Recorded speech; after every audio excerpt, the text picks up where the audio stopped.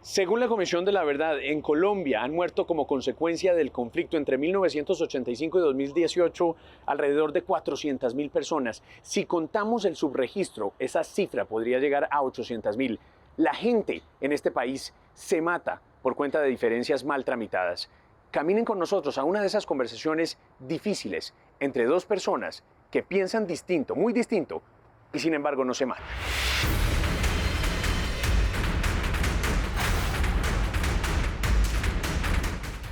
Señores, qué gusto saludarlos. Senador Iván Cepeda, ¿cómo anda usted? José Félix Laforí, ¿cómo van ustedes? Gracias por aceptar este llamado. Acá veo a Ana María. Hola, Ana María. Ana María, hola. Bienvenidos al Centro de Memoria, Paz y Reconciliación. Este es un lugar para la memoria, para la construcción de paz en la ciudad de Bogotá, y reciban esta invitación para este diálogo. Gracias, Ana. Aquí hablaremos.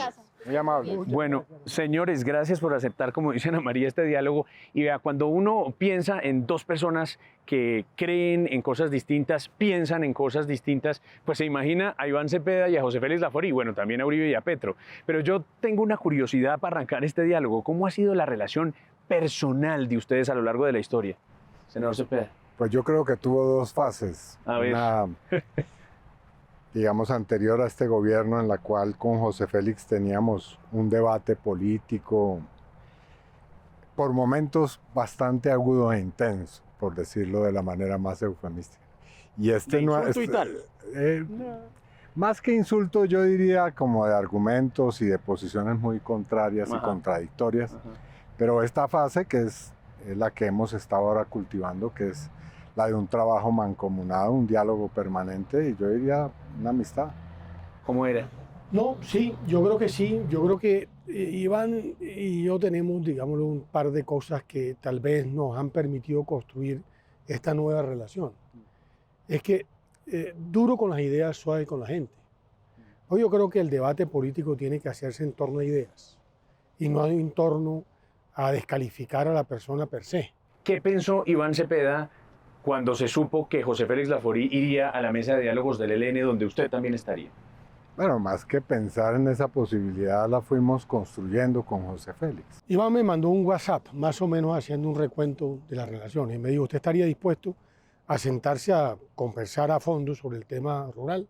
Le dije, sí, claro, no tengo ningún tipo de limitaciones.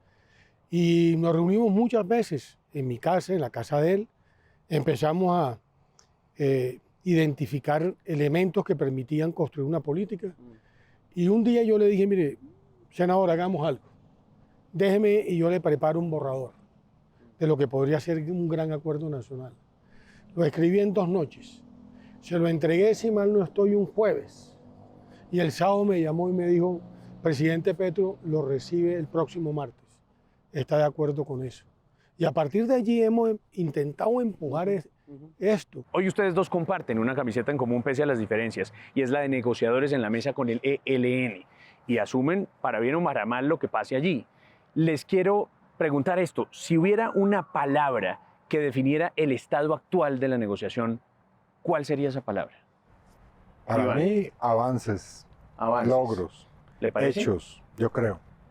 Yo creo porque, claro, uno siempre en una construcción tan difícil como es la de un acuerdo de paz en Colombia, ve lo que falta, lo que es imperfecto, lo que no se ha logrado, los problemas que subsisten.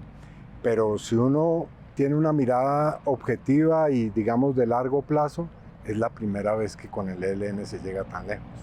¿Cuál es esa palabra, José Félix, para usted? Yo a Iván le he aprendido cosas y frases que además lo dicen todo. Hay algunas que no quiero decir, que fue del último ciclo.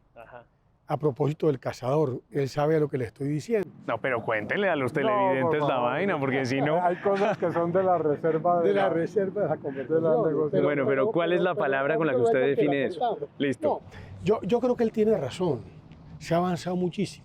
A mí esa visión químicamente me gusta, pero tengo que también ponerme en el papel de los ciudadanos que hasta ahora los ven a ustedes y dicen, ¿qué piedra ver? ¿Qué más se demoran en firmar compromisos los señores del ELN que en incumplirlos? Y en tomarse Chocó y en dejar incomunicadas a varias poblaciones y en no soltar a los secuestrados. ¿Qué le dicen a la gente que tiene esas preocupaciones? Que el señor Juan Carlos Baita, ¿Cómo no? un joven médico del Banco Magdalena, odontólogo, fue puesto en libertad. Ganadero. Y eso es interesante porque ese trabajo lo hicimos con toda nuestra delegación, pero especialmente José Félix. Yo también hice la insistencia, Oti Patiño, Vera Grave, y se logró. ¿Sin plata de por medio? Les pregunto, así a calzón quitado. Nosotros hemos hecho la exigencia, no sabemos las condiciones en las que se ha producido la libertad. Pero así como ha ocurrido con ese señor, ha ocurrido en otros casos. El ELN se comprometió a suspender el secuestro. Y eso es la primera vez que lo hace en una negociación con un gobierno. Entonces, claro, están los otros múltiples hechos. Pero hay un hecho que me parece importante, que tú y yo lo hemos dicho. El abstenerse de los secuestros extorsivos implica devolver a los secuestrados. Porque evidentemente a partir de la firma del acuerdo, del cese al fuego, evidentemente ellos tienen que no solamente abandonarlos, sino liberar a los secuestrados. Y esto es una muestra de que se pudo. Porque les digo una cosa, lo que todavía no han logrado ustedes, y yo creo que más por culpa de ellos que de ustedes, es generar un clima de confianza. Confianza como la que yo estoy viendo entre ustedes dos, que a pesar de pensar distinto, pueden dialogar y mirarse a los ojos sin problema. Con esos señores, perdón, pero todavía el país no siente que hay voluntad de paz real. Paz, ciencia de la paz, la paciencia. Así que hay que ir paso a paso. Señores, los invito aquí a que nos sentemos y terminamos este diálogo que está muy bueno. ¿Damos uno en cada banca o qué? Vamos.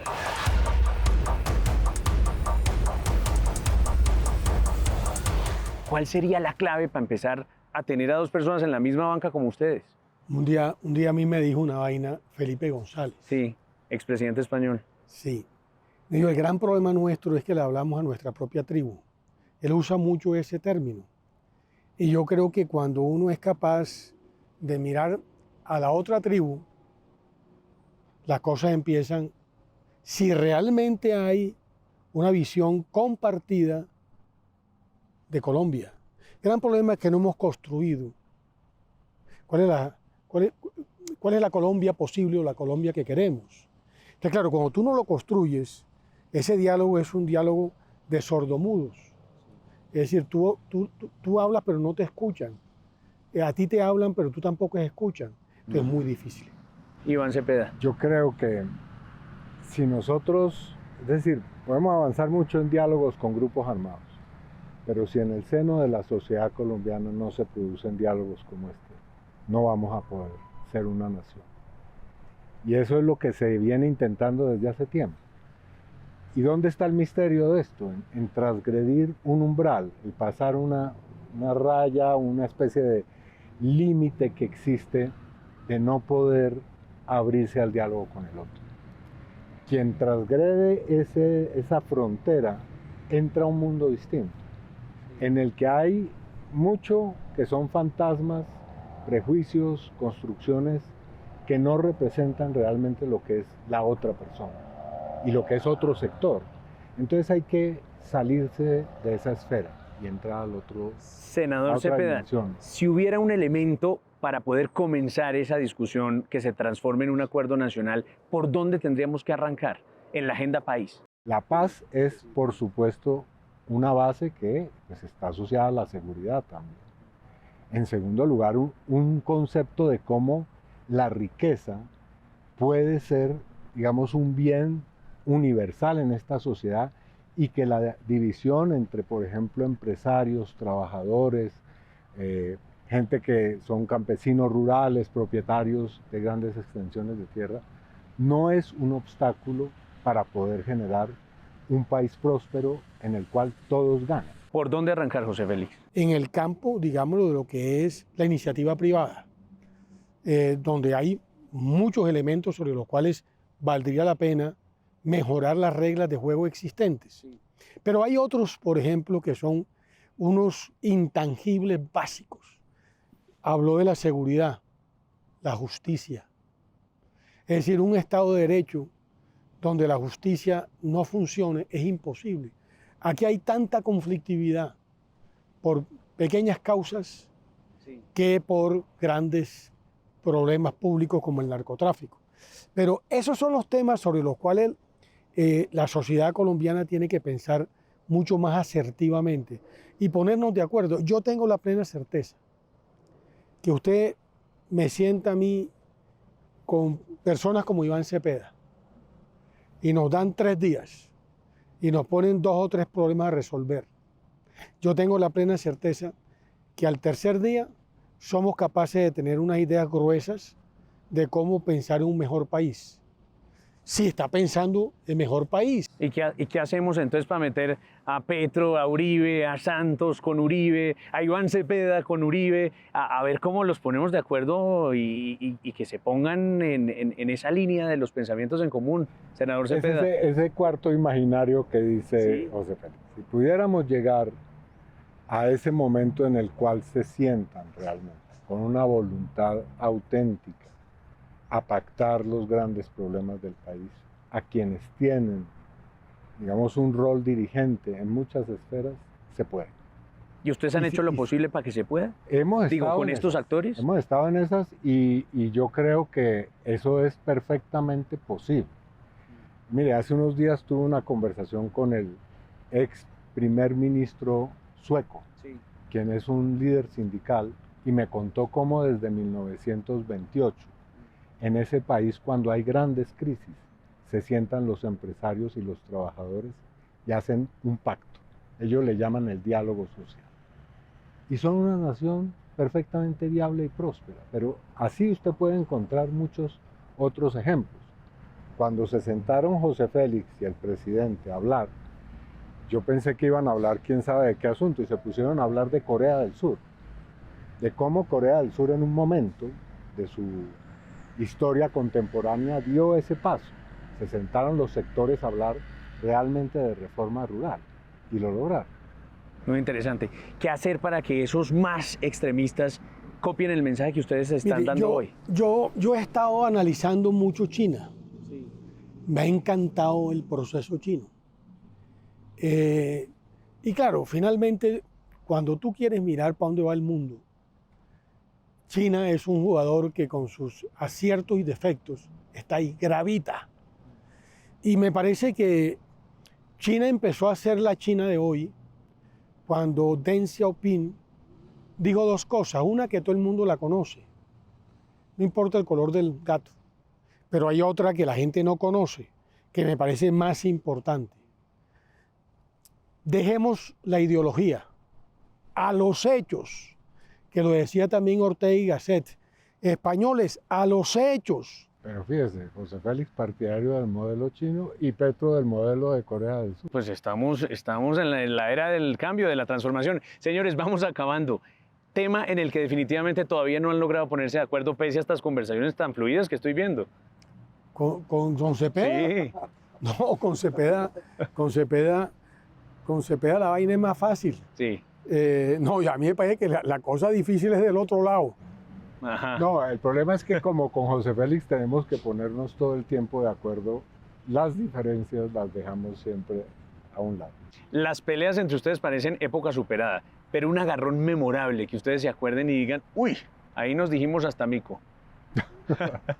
Ah, pero viejo, Sí. yo tengo mala memoria. A mí me gusta construir para adelante. Iván, Yo diría lo mismo. últimas 2 preguntas para cada uno de ustedes. ¿Qué cree que le va a decir su hijo y su esposa cuando lo vean en esta entrevista, ahí en esa misma banquita con Iván Cepeda? No. Mira, créeme que el riesgo fue ese. Y no sé cuándo va a salir el programa. Por favor, me lo dice para que no lo vean. Iván Cepeda. Y la última también. Hay mucho televidente que lo está viendo ahorita y, este guerrillero vestido de civil, ¿qué hace ahí en RCN? ¿Qué le dice a esa gente que todavía piensa así? No, vamos a construir un país distinto. Yo creo que todo eso es un poco el pasado ya, que debemos ir dejando a un lado.